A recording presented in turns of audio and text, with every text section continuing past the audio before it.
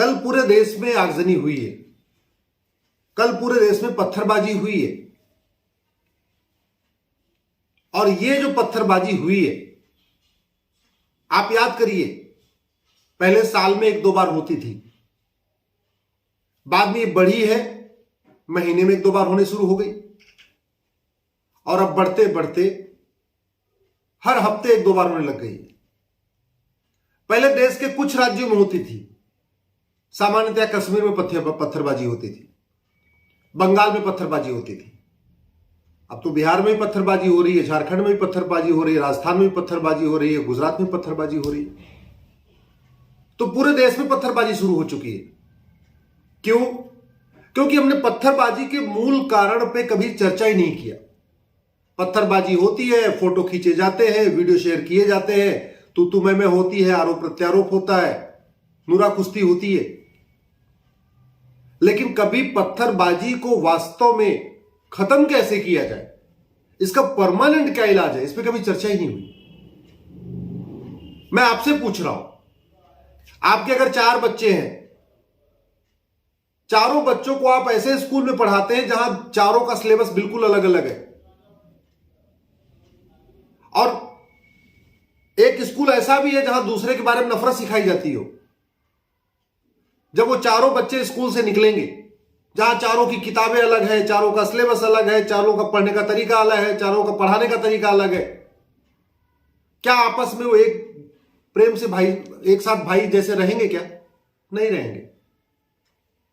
हमने इस देश में लोकतंत्र के नाम पे, इस देश में पता नहीं किस किस नाम पे कभी समान शिक्षा पे चर्चा ही नहीं किया।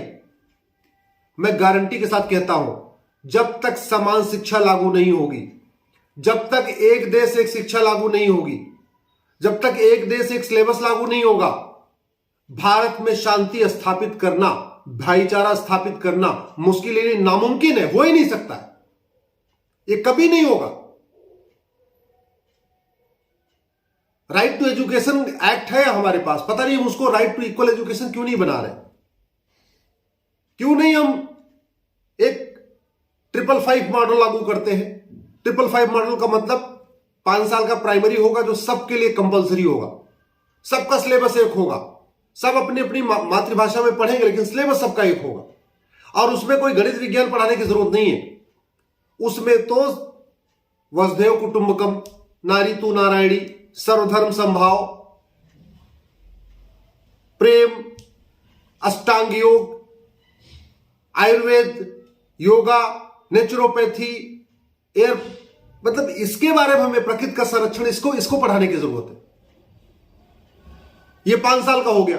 अगले 5 साल का सेकेंडरी, उस 5 साल के सेकेंडरी में आप 3 भाषाओं का अध्ययन कराइए, जैसे हमारा संविधान भी कहता है त्रिभाषा का सबको ज्ञान होना चाहिए, और 10 सब्जेक्ट या 12 सब्जेक्ट सेट कर दीजिए कि भाई अगले 5 साल में वो बच्चा गणित भी पढ़ेगा, विज्ञान भी पढ़ेगा, अर्थशास्त्र भी पढ़ेगा, एग्रीकल्चर भी पढ़ेगा, नागरिक शास्त्र भी पढ़ेगा, सब कुछ पढ़ेगा। तो हो गया 5 साल का प्राइमरी, 5 साल का सेकेंडरी। अब उसके बाद आप 5 साल का ग्रेजुएशन कर दीजिए।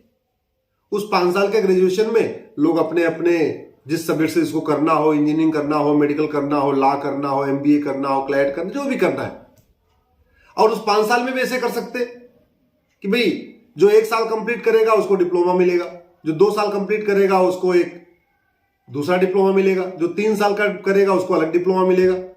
इस तरीके से करके कि भाई मान लीजिए 5 साल पूरा कोई नहीं कर रहा है, जो शुरुआत में 1 ही साल कर रहा है, 2 साल कर रहा है, 3 साल कर रहा है, उसको भी कुछ ना कुछ सर्टिफिकेट मिलता रहेगा। जब इस देश में एक देश एक शिक्षा होगी, तब जाके पत्थरबाजी रुकेगी।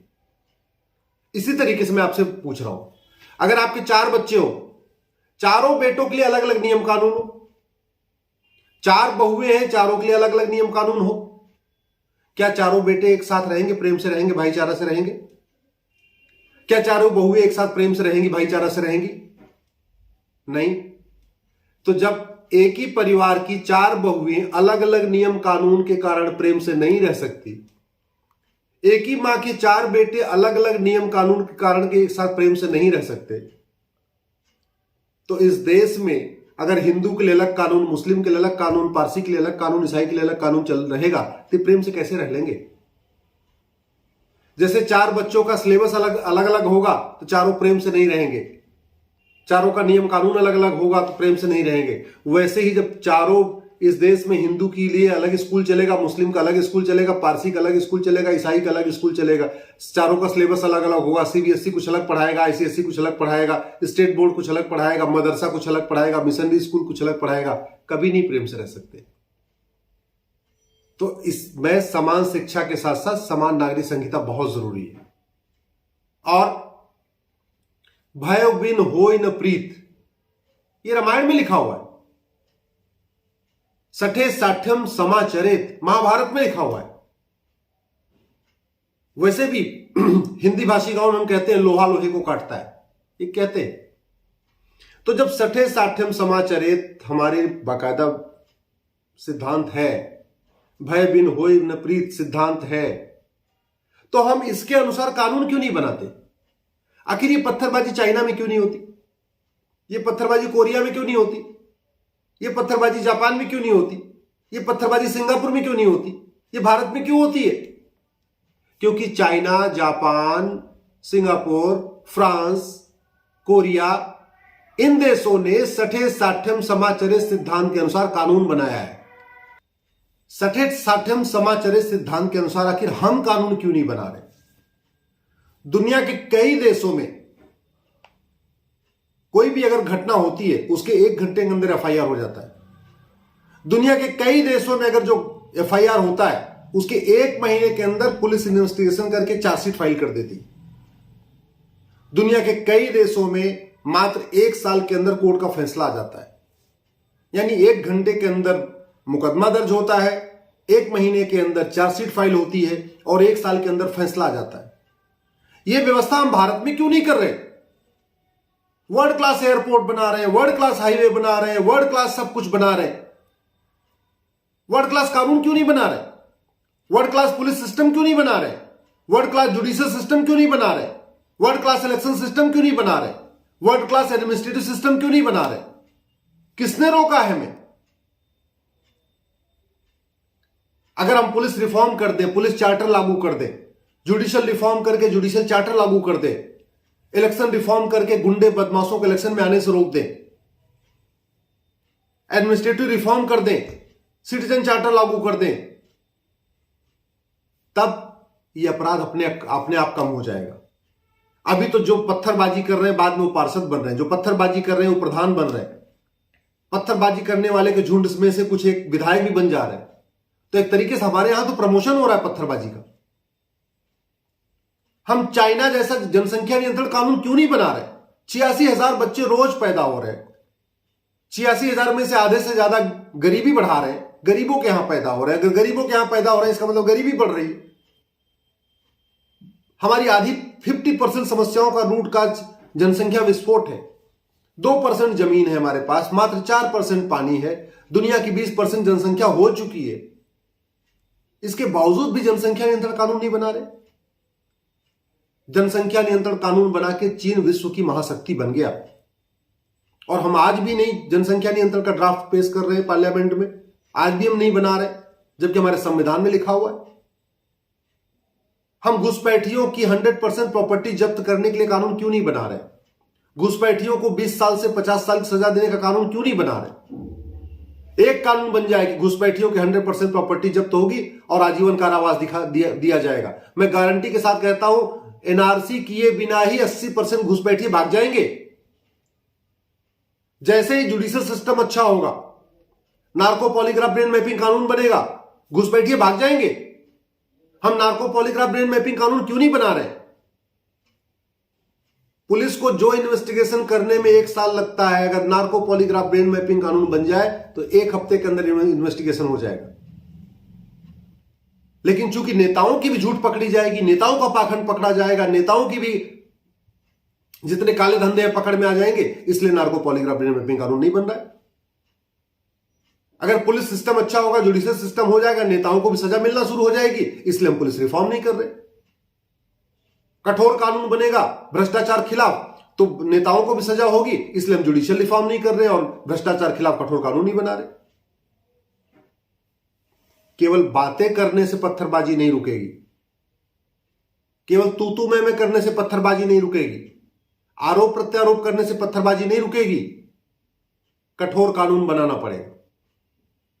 हम इनकी जो विदेशी फंडिंग आ रही है, खाड़ी देशों से आ रही है, पश्चिम देशों से आ रही है, धर्मांतरण के लिए फंडिंग आ रही है, खालिस्तान के लिए फंडिंग आ रही है, मजहबी उन्माद के लिए फंडिंग आ रही है, जिहाद के लिए फंडिंग आ रही है, पत्थरबाजी के लिए फंडिंग आ रही है, ये फंडिंग रोकने के लिए हम कठोर कानून क्यों नहीं बना रहे? हम एक कानून क्यों नहीं बनाते कि जिसके पास भी अवैध फंडिंग आई, विदेशी फंडिंग आई, हम उसको आजीवन कारावास देंगे, फांसी देंगे। फिर देखिए कोई लेता है विदेशी फंडिंग, अवैध फंडिंग कोई लेता हो? ना कोई अवैध फंडिंग करेगा ना कोई अवैध फंडिंग लेगा। जो भारत के अंदर इतना काला धन जनरेट हो रहा है वो इन्हीं कामों में लग रहा है। हम प्रॉपर्टी को आधार से लिंक करने के लिए कानून क्यों नहीं बना रहे? किसने रोका है हमें? हम भ्रष्ट, जिसके पास काला धन है, जिसके पास बेनामी संपत्ति है, जिसके पास आयसरी संपत्ति है, उसको 100% जब्त करके भ्रष्टाचारियों को फांसी देने का कानून क्यों नहीं बना रहे? चाइना में तो अभी 3 महीने पहले वहां के कानून मंत्री को फांसी हुई। दुनिया के कई देशों में भ्रष्टाचार पे फांसी का कानून है। दुनिया के कई देशों में, कोरिया में है, जापान में है, सिंगापुर में है, चाइना में। और चाइना का एग्जांपल मैंने दिया, चाइना के कानून मंत्री को फांसी हुई है। उसके पास आयसरी संपत्ति थी और उसके पास बेनामी प्रॉपर्टी थी। ऐसा कानून भारत में क्यों नहीं बना रहे? किसने रोका हमें? मजहबी उन्माद बढ़ता जा रहा है।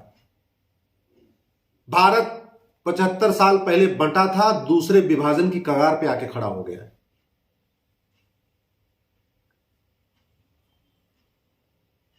पूर्वी बंगाल हमारे हाथ से पहले निकल चुका है, बांग्लादेश बन चुका है। पश्चिम बंगाल की स्थिति आपने देख लिया कल, क्या है पश्चिम बंगाल में स्थिति।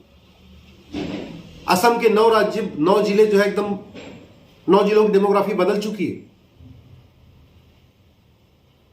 बंगाल के 14 जिलों की डेमोग्राफी बदल चुकी है।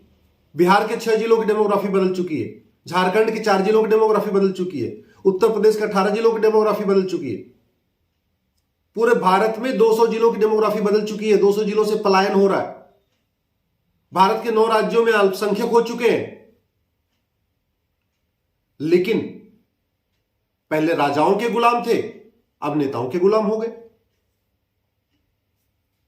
पहले राजाओं के गुलाम थे, अब पॉलिटिकल पार्टियों के गुलाम हो गए। सच कहने से भी डरते।